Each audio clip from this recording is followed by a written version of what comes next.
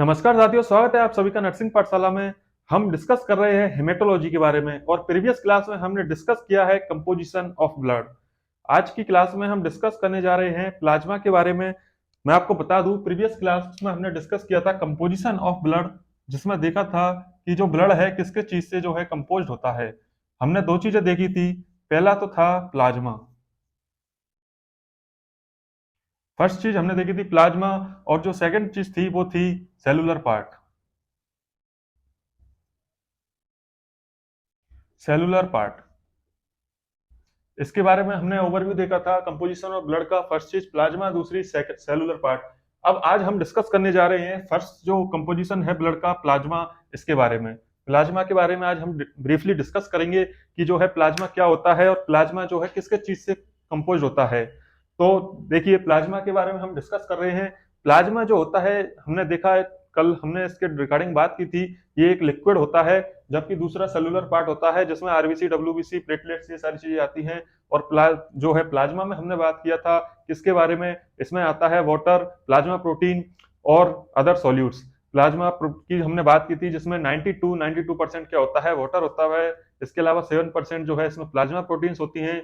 और इसके अलावा 1 to 2% क्या होता है इसमें, इसमें जो है अदर सॉल्यूट्स जो है उपस्थित रहते हैं। चलिए अब देखते हैं प्लाज्मा के बारे में डिटेल से।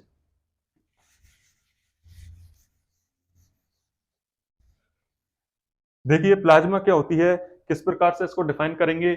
अगर देखिए, टोटल ब्लड जो है हमारे पास, उसमें से हम अगर रेड पार्ट को उसमें से निकाल लें, अगर हमारे पास ब्लड है उसमें से रेड पार्ट यानी कि सेलुलर पार्ट को हम उसमें से निकाल लें, तो जो येलो कलर का या स्ट्रो कलर का जो लिक्विड बचेगा, उसको क्या वो क्या है, वो प्लाज्मा है। या फिर उसको क्या बोलेंगे, उसको प्लाज्मा बोलेंगे। देखिए, मैंने आपको पहले भी बताया था किस प्रकार से कि किसी टेस्ट ट्यूब में हमने क्या लिया है, ब्लड लिया है। ये कोई टेस्ट ट्यूब है, इसमें जो है ब्लड भरा हुआ है।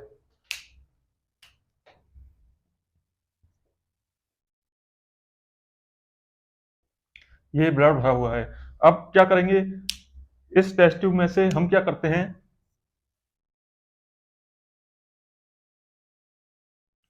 जो रेड पार्ट है, यानी कि रेड पार्ट कौन सा है, सेलुलर पार्ट, इसको हम अगर निकाल लें तो क्या होता है, इसमें येलो या फिर एक्स्ट्रा कलर का जो है लिक्विड बचता है।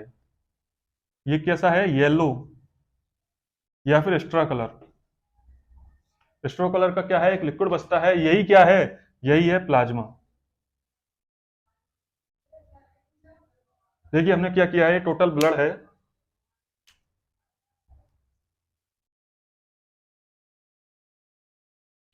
टोटल ब्लड में से हमने क्या किया है, इसमें से क्या किया, सेलुलर पार्ट यानी कि जो रेड कलर का जो पार्ट होता है उसको बाहर निकाल लिया।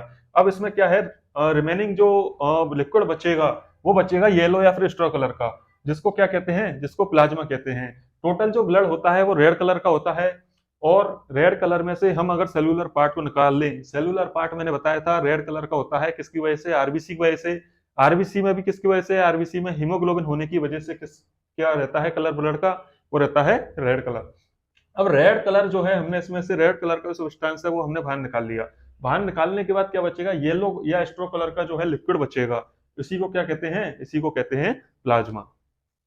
यानी कि ब्लड में से सेल्स निकालने पर येलो कलर का जो लिक्विड बचेगा, इसको प्लाज्मा कहते हैं। और प्लाज्मा में भी हमें पता है कि 92% क्या होता है, वाटर होता है। इस वजह से ये लिक्विड होता है, प्लाज्मा लिक्विड होता है। और ये इसका कलर स्ट्रो या फिर येलो कलर इसको देखा जाता है।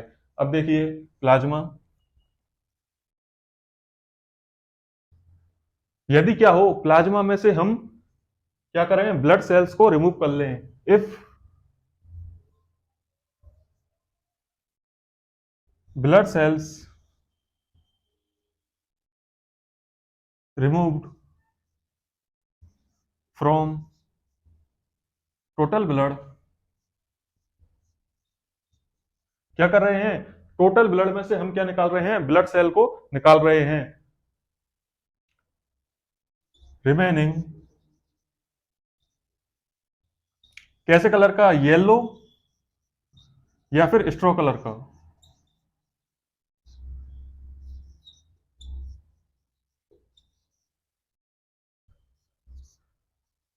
Known as plasma.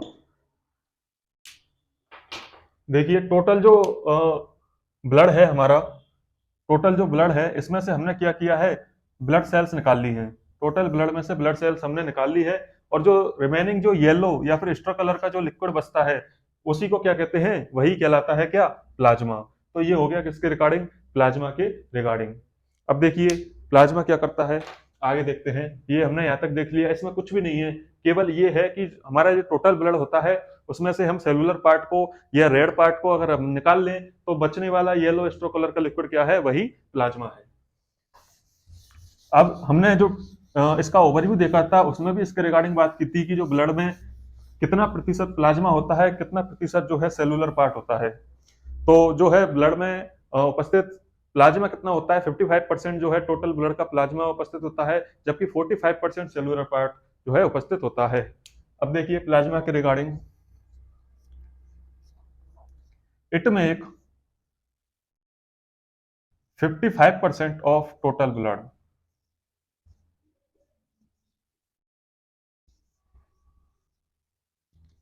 प्लाज्मा कितनी होती है टोटल ब्लड में, टोटल ब्लड में जो है 55% जो है प्लाज्मा होती है। ये किसके रिगार्डिंग है, प्लाज्मा के रिगार्डिंग। अब देखिए कलर, कलर की मैं बात करूं, कलर हमने अभी देखा है कि या तो येलो या फिर क्या बोल सकते हैं इसको, स्ट्रो कलर भी बोल सकते हैं। येलो या फिर स्ट्रो कलर इसको क्या है, प्लाज्मा को बोला जाता है। येलो या स्ट्रो कलर की अपीयरेंस होती है किसकी, प्लाज्मा की। ये हो गया किसके, प्लाज्मा के कलर के बारे में। अब देखिए ये किस प्रकार का होता है, ये होता है लिक्विड प्रकार का। क्यों होता है लिक्विड प्रकार का, सबको पता है क्यों, क्योंकि इसमें क्या होता है, वाटर प्रेजेंट होता है। वाटर भी कितना, 92% सबसे अधिक मात्रा में क्या होता है, वाटर प्रेजेंट होता है। Liquid due to presence of water, पानी के उपस्थित होने की वजह से इसका क्या है, नेचर किस प्रकार का होता है, लिक्विड प्रकार का होता है। ये किसके बारे में है, इसके नेचर के बारे में, लिक्विड प्रकार का जो है इसका नेचर होता है। अब देखिए फंक्शन की अगर मैं बात करूं, प्लाज्मा का ब्लड में फंक्शन क्या होता है, वैसे तो इसके बहुत सारे फंक्शन होते हैं। जो प्लाज्मा है ब्लड में काफी सारे इसके फंक्शन होते हैं, लेकिन अगर मेन फंक्शन हम देखें तो क्या काम करेगा। अब देखिए प्लाज्मा है, प्लाज्मा में क्या है, वाटर है, वाटर लिक्विड टाइप का है, तो प्लाज्मा क्या हो गया, लिक्विड हो गया। अब प्लाज्मा लिक्विड है तो ये क्या करता है, जितने भी सबस्टांसेस होते हैं सारे, उनको बॉडी में जो है ट्रांसपोर्टेशन का काम करता है। अराउंड द बॉडी, पूरी बॉडी में क्या है, ट्रांसपोर्ट करता है किसको, जो भी सब्सटेंस जो है ब्लड में मौजूद है, हमने जिनके बारे में डिस्कस किया है, सबको लिक्विड होने की वजह से क्या करता है, ट्रांसपोर्ट करता है। तो इसका फंक्शन क्या हुआ, इसका फंक्शन हुआ transportation of substances, transportation of substances. देखिए हमने क्या देखा है, हमने देखा है कि जो प्लाज्मा होता है वो टोटल ब्लड में कितना होता है, 55% जो है, 55% क्या होता है, प्लाज्मा होता है टोटल ब्लड में। जबकि कलर की बात करें तो येलो या स्ट्रो कलर का जो है प्लाज्मा देखने को मिलता है। नेचर की बात करें तो लिक्विड टाइप का होता है, किस वजह से होता है, due to presence of water, इसमें वाटर प्रेजेंट होता है। कितना होता है, 92% क्या होता है, वाटर होता है। अगर 100% प्लाज्मा की बात करें, 100% प्लाज्मा में 92% क्या होता है, वाटर प्रेजेंट होता है। इस वजह से लिक्विड इसका नेचर होता है। फंक्शन की बात करें तो लिक्विड होने की वजह से क्या करता है, ट्रांसपोर्टेशन करता है सब्सटेंसेस का। किस प्रकार से, जो भी सब्सटेंसेस होते हैं उनको पूरी बॉडी में क्या करता है, ये फ्लो कराने का काम करता है। किसके अंदर, हमारी ब्लड वेसल्स के अंदर। ये हो गई किसके बारे में बात, प्लाज्मा के बारे में।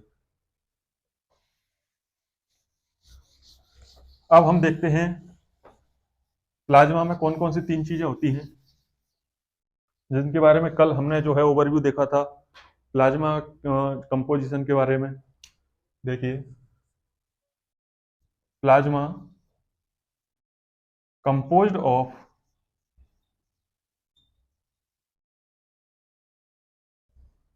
कंपोजिशन देख रहे हैं हम प्लाज्मा का, कल भी हमने इसका जो है ओवरव्यू देखा था कि जो प्लाज्मा में कौन कौन सी चीजें होती हैं। देखिए सबसे अधिक जो मात्रा में जो चीज होती है, फर्स्ट थिंग वो तो क्या है, फर्स्ट थिंग सबसे पहले H2O यानी कि वाटर। कितना होता है वाटर, 92% कितना सबसे ज्यादा क्या होता है, वाटर होता है। दूसरी चीज की बात करें तो क्या होता है प्लाज्मा में, प्रोटीन्स होती हैं, जिनको क्या कहते हैं, प्लाज्मा प्रोटीन्स कहते हैं। कितनी होती हैं, 7%। 7% क्या होती है, प्रोटीन्स होती हैं। तीसरी चीज हमने बात की थी किसके बारे में, पानी हो गया, प्रोटीन्स हो गया। तीसरी होते हैं अदर सॉल्यूट्स। प्लाज्मा में पानी, वाटर और प्रोटीन्स के अलावा अदर सॉल्यूट्स होते हैं, कितने, 1 to 2%। ये किसके रिगार्डिंग है, प्लाज्मा के कंपोजिशन के रिगार्डिंग। पहले हमने डिस्कस किया है ब्लड के कंपोजिशन के रिगार्डिंग, जिसमें दो चीज आती हैं, प्लाज्मा और सेलुलर पार्ट। प्लाज्मा में हमने देखा है प्लाज्मा किस चीज से कंपोज होता है, प्लाज्मा में होता है पानी सबसे ज्यादा मात्रा में, H2O कितना होता है, 90 to 92% होता है। प्रोटीन होते हैं 7%, जिनको प्लाज्मा प्रोटीन कहते हैं। कौन कौन से होते हैं, एल्बुमिन, ग्लोबुलिन और फिब्रिनोजन। एल्बुमिन, ग्लोबुलिन और फिब्रिनोजन 3 प्रकार के प्रोटीन होते हैं, हम आगे डिस्कस करेंगे उनके बारे में। इसके अलावा तीसरा क्या है, अदर सॉल्यूट्स होते हैं। कितने होते हैं, सबसे कम मात्रा में अदर सॉल्यूट्स होते हैं, 1 to 2%। ठीक है, अब हम डिस्कस करने जा रहे हैं किसके बारे में, वाटर के बारे में, कि जो प्लाज्मा में वाटर प्रेजेंट होता है वो क्या काम करता है, किस प्रकार से जो है उपस्थित रहता है। सबसे पहली चीज क्या है, वाटर। देखिए,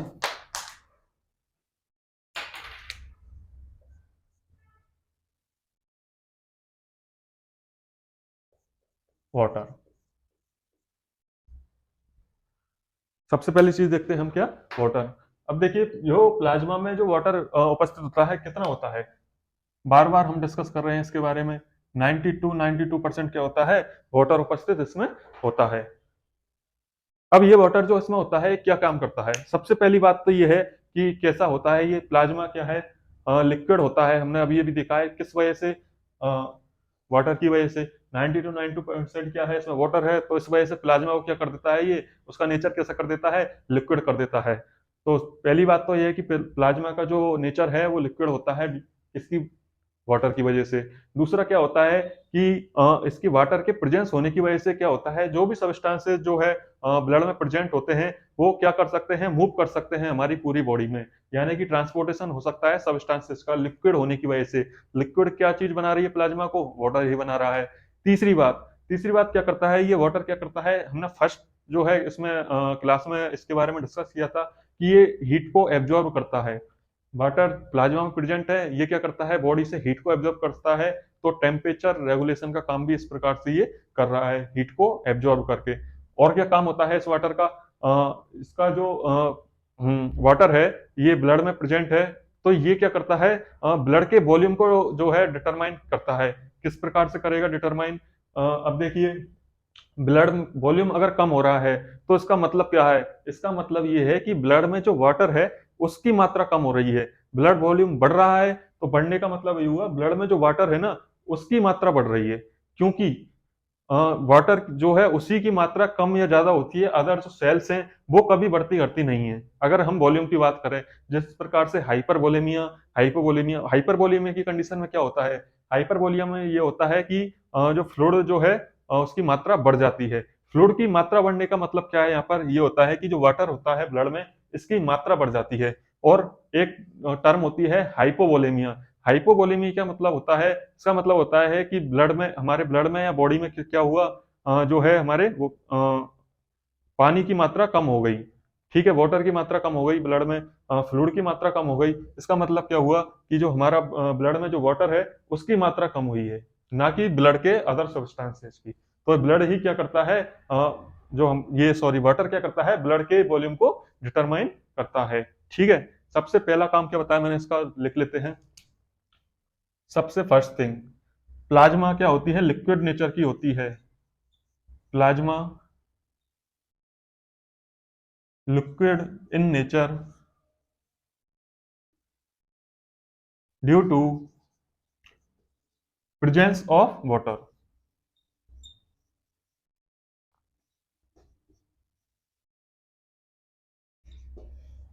देखिए क्या बोल रहा है कि जो प्लाज्मा जो है लिक्विड नेचर की होती है, किस वजह से, वाटर की प्रेजेंट होने की वजह से। वाटर कितना होता है, 90 to 92%। सबसे ज्यादा मात्रा में वाटर प्रेजेंट होता है, इस वजह से क्या होता है, प्लाज्मा नेचर में कैसी होती है, लिक्विड होती है।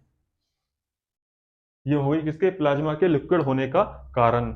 दूसरी बात, दूसरी बात क्या बताई मैंने, दूसरी बात बताई सबस्टेंस मूव करते हैं बॉडी में किसकी वजह से, पानी होने की, वाटर होने की वजह से। Substances move around the body due to presence of water.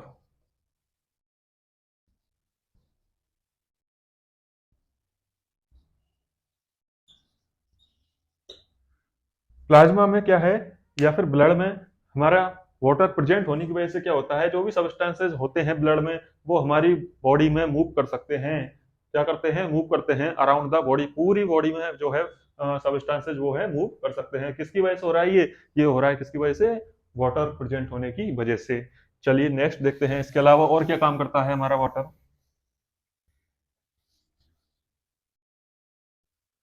तीसरी चीज मैंने इसकी बताई थी कि जो वाटर का अमाउंट है ये डिटरमाइन करता है, ये डिटरमाइन करता है क्या चीज, ब्लड वॉल्यूम को।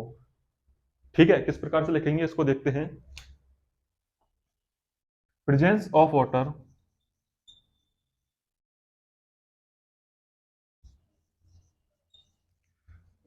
किसमें, हमारे किसकी बात कर रहे हैं, ब्लड की, प्रेजेंस ऑफ वाटर, वाटर का अमाउंट, या फिर इसको इस प्रकार भी लिख सकते हैं, presence of amount of blood क्या करता है, डिटरमाइन करता है।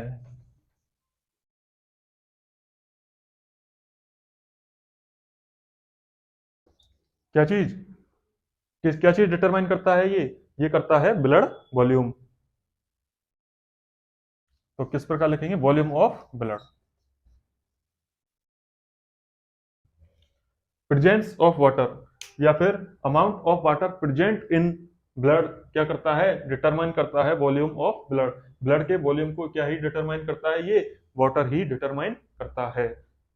ठीक है, ये हो गई किसके बारे में, वाटर के बारे में। मैंने दो टर्म यूज की थी अभी, हाइपरवोलेमिया और हाइपोवोलेमिया। ये क्या होती हैं, हाइपरवोलेमिया और हाइपोवोलेमिया क्या होता है, यदि देखिए, यदि वाटर वाटर की मात्रा बढ़ जाए, if water increase in blood, यदि वाटर की मात्रा बढ़ जाए किसमें, ब्लड में, तो इसको क्या बोलते हैं, इसको बोलते हैं हाइपरवोलेमिया। एक टर्म यूज में लेते हैं हाइपरवोलेमिया, किस लिए, यदि वाटर की मात्रा बढ़ जाए हमारे ब्लड में तो इसको बोलते हैं हाइपरवोलेमिया। दूसरी टर्म होती है क्या, हाइपोवोलेमिया। इफ वाटर डिक्रीज, यदि क्या हो, पानी की मात्रा कम हो जाए किसमें, ब्लड में, इन ब्लड, तो उसको क्या बोलेंगे, उसको बोलते हैं हाइपोवोलेमिया की कंडीशन।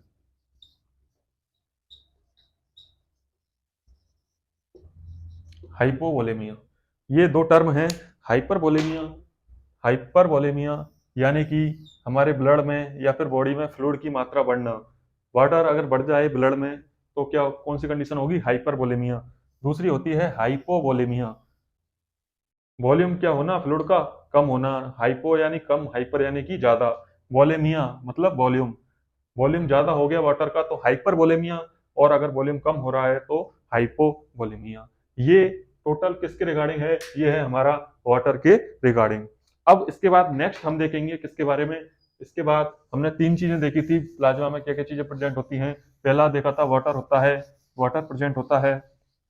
दूसरी बात क्या देखी थी, प्लाज्मा प्रोटीन्स, प्रोटीन्स के बारे में हम डिस्कस करेंगे। अब सेकंड चीज, सेकंड क्या चीज जो है प्रेजेंट होती हैं, सेकंड होती हैं प्रोटीन्स बारे में। अब हम डिस्कस करने जा रहे हैं किसके बारे में, प्लाज्मा प्रोटीन्स।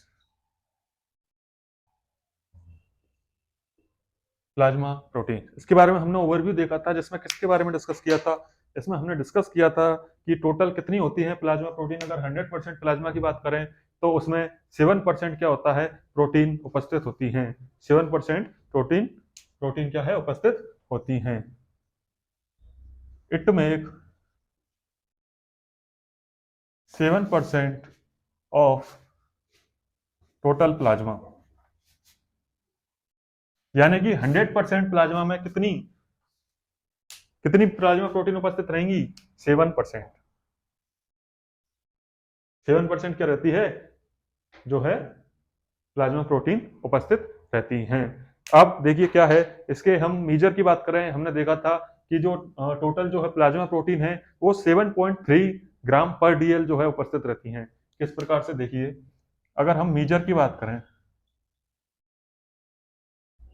अगर हम किसकी बात कर रहे हैं, यहाँ पर मेजर की बात कर रहे हैं, तो टोटल प्लाज्मा प्रोटीन,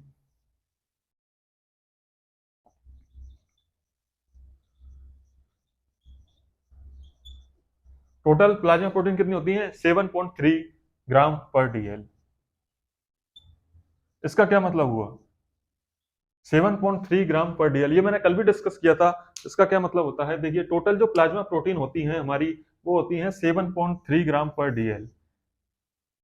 यहाँ तो लिखा है 7% होती है टोटल प्लाज्मा, यहाँ लिख दिया कि 7.3 ग्राम पर डीएल होती है। ये क्या हुआ? देखिए भाई, कुछ नहीं है, ये जो है हम प्लाज्मा की बात कर रहे हैं। टोटल प्लाज्मा में कितनी होती है? 7% क्या होती है? हमारी प्लाज्मा प्रोटीन होती है। हम 100% प्लाज्मा की अगर बात कर रहे हैं ना, तो उसमें प्लाज्मा प्रोटीन होंगी 7%। 7% क्या होगी? Plasma protein. सिंपल सी बात है। 92% क्या हो गया? H2O हो गया, वाटर हो गया।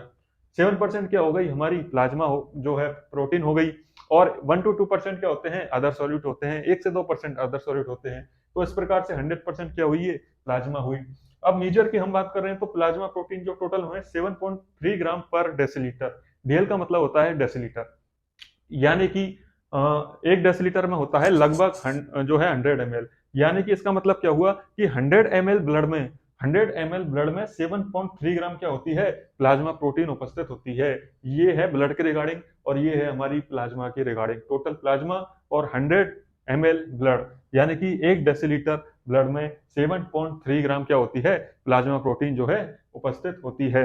अब देखिए, हम डिस्कस कर रहे हैं किसके बारे में? साइज के बारे में।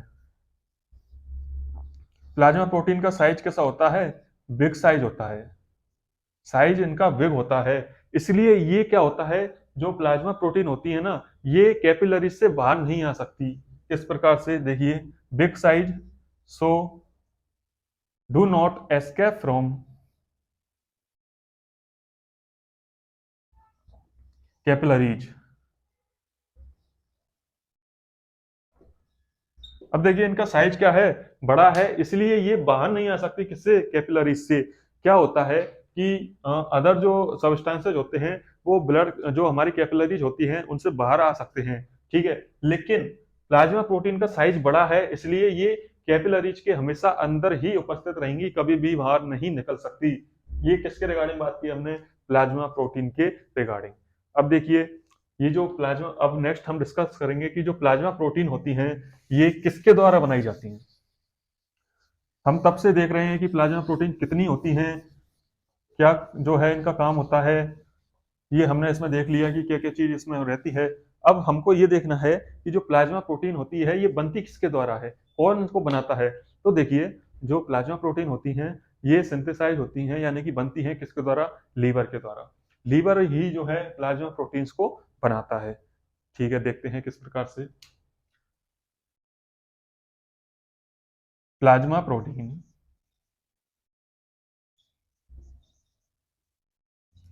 Synthesise by liver. Plasma protein बनती है किसके द्वारा?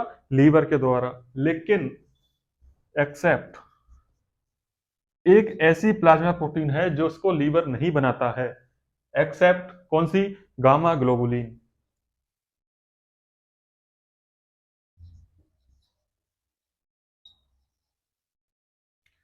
एक जो है प्लाज्मा प्रोटीन सारी किसके द्वारा बनती है? लीवर के द्वारा बनती है। किसको छोड़ के? गामा ग्लोबुलिन को छोड़ के। गामा जो ग्लोबुलिन जो है प्रोटीन है, वो लीवर के द्वारा नहीं बनती है। और क्या बोलते हैं गामा ग्लोबुलिन को? गामा ग्लोबुलिन का दूसरा नाम है इम्यूनोग्लोबुलिन।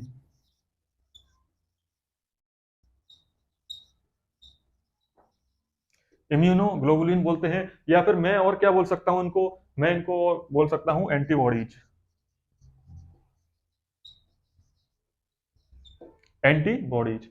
देखिए क्या कह रहे हैं यहाँ पर ये कह रहे हैं कि जो प्लाज्मा प्रोटीन होती है वो किसके द्वारा बनती है? सारी प्लाज्मा प्रोटीन जो है लीवर बनाता है, ठीक है, लीवर में बनती है, लीवर बनाता है, ठीक है। लेकिन किसको? गामा ग्लोबुलिन, और या फिर इसी का दूसरा नाम है इम्यूनोग्लोबुलिन, या फिर एंटीबॉडीज। इसी का क्या है दूसरा नाम? एंटीबॉडीज।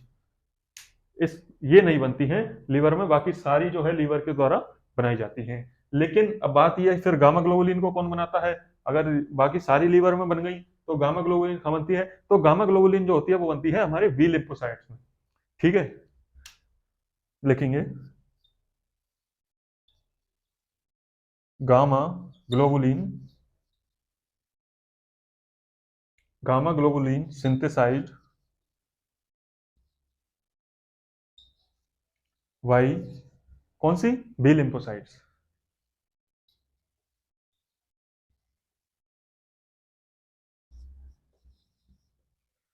ठीक है, गामा ग्लोबुलिन जो होती है वो किसके द्वारा बनती है? वो हमारी बनती है बी लिम्फोसाइट्स के द्वारा।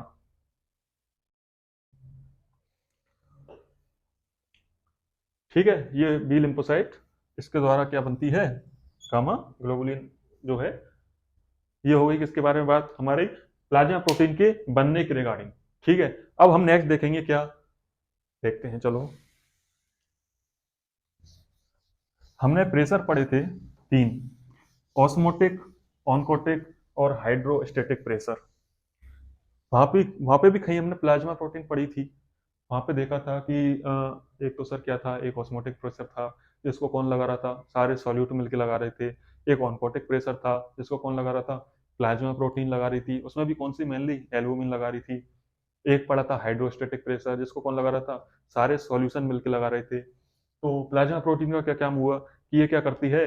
प्रेशर भी लगाती है, प्रेशर लगाने के लिए भी रेस्पॉन्सिबल होती है, ठीक है।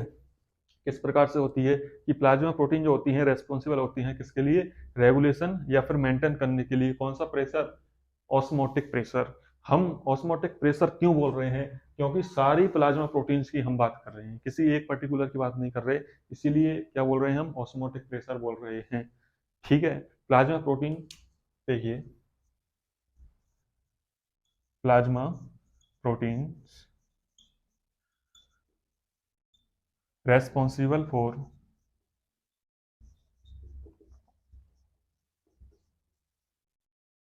किसके लिए रेस्पॉन्सिबल होती है हमारी प्लाज्मा प्रोटीन? रेगुलेशन या फिर मेंटेनेंस ऑफ,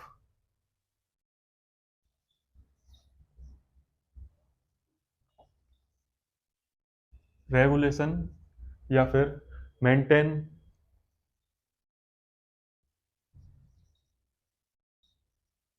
क्या मेंटेन करती है? कौन सा प्रेशर?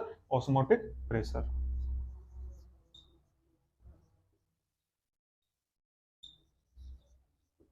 ठीक है, प्लाज्मा प्रोटीन जो होती है रेस्पॉन्सिबल होती है किसके लिए? रेगुलेशन करने के लिए या मेंटेन करने के लिए। किसको? ऑस्मोटिक प्रेशर को। हमने तीन प्रेशर पढ़े थे: ऑस्मोटिक, ऑनकोटिक और हाइड्रोस्टेटिक प्रेशर। यहाँ हम बात कर रहे हैं ऑस्मोटिक प्रेशर की। ऑस्मोटिक प्रेशर में हमने देखा था किसके द्वारा लगाया जाता है ऑस्मोटिक प्रेशर? ऑस्मोटिक प्रेशर जो है लगाया जा रहा था सभी सॉल्यूट के द्वारा। तो सभी सॉल्यूट में क्या भी आता है? प्लाज्मा प्रोटीन भी आती हैं। तो ऑस्मोटिक प्रेशर जो है इसके द्वारा लगाया जाता है। एक पढ़ा था हमने ऑनकोटिक प्रेशर। अब ऑनकोटिक प्रेशर किसके द्वारा लगाया जा रहा था? वो लगाया जा रहा था पर्टिकुलर प्रोटीन, प्लाज्मा प्रोटीन में भी कौन सी? एल्बुमिन, एक पर्टिकुलर प्रोटीन के द्वारा वो था। अब देखिए किस प्रकार से ऑस्मोटिक प्रेशर लगाती हैं। ये है हमारी ब्लड वेसल। ये क्या है? ब्लड वेसल है।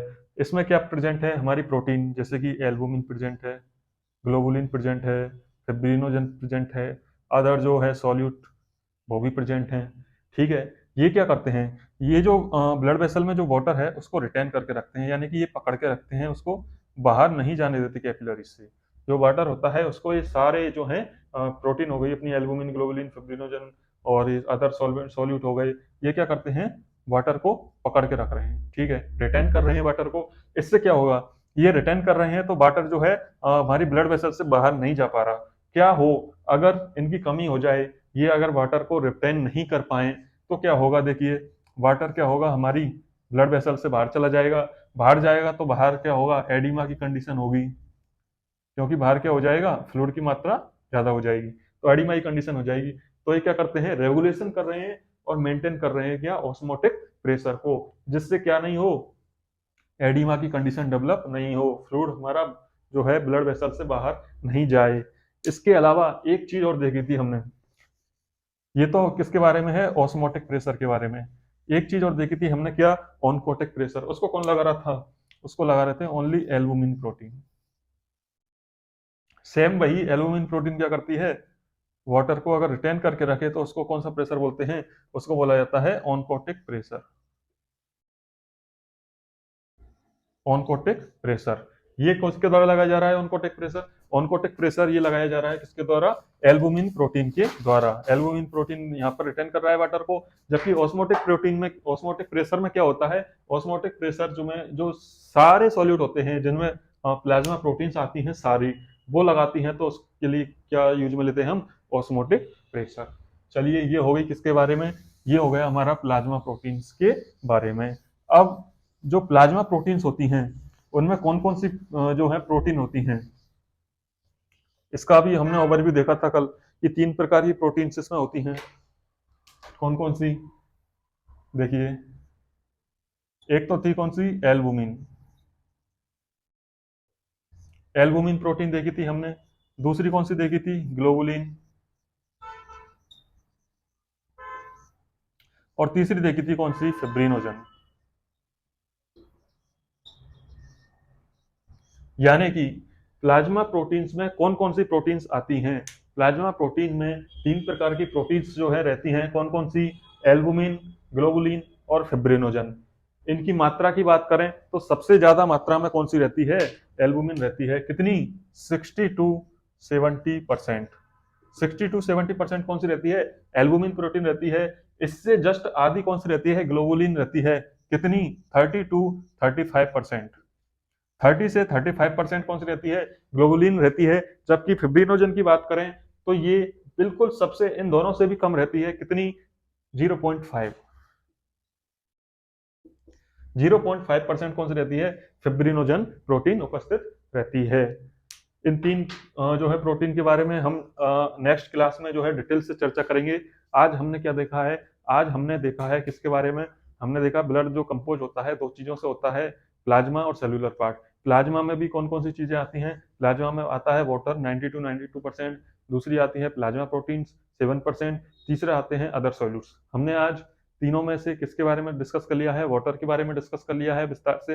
इसके अलावा प्लाज्मा प्रोटीन्स के बारे में डिस्कस कर लिया है। अब प्लाज्मा प्रोटीन्स में भी 3 प्रकार की प्रोटीन्स रहती हैं, एल्बुमिन, ग्लोबुलिन और फिब्रिनोजन। इनके बारे में हम नेक्स्ट जो है क्लास में चर्चा करेंगे इन तीनों के रिगार्डिंग। आज के लिए इतना ही। नर्सिंग पाठशाला से जुड़े रहने Subscribe Nursing Pathshala channel and press bell icon.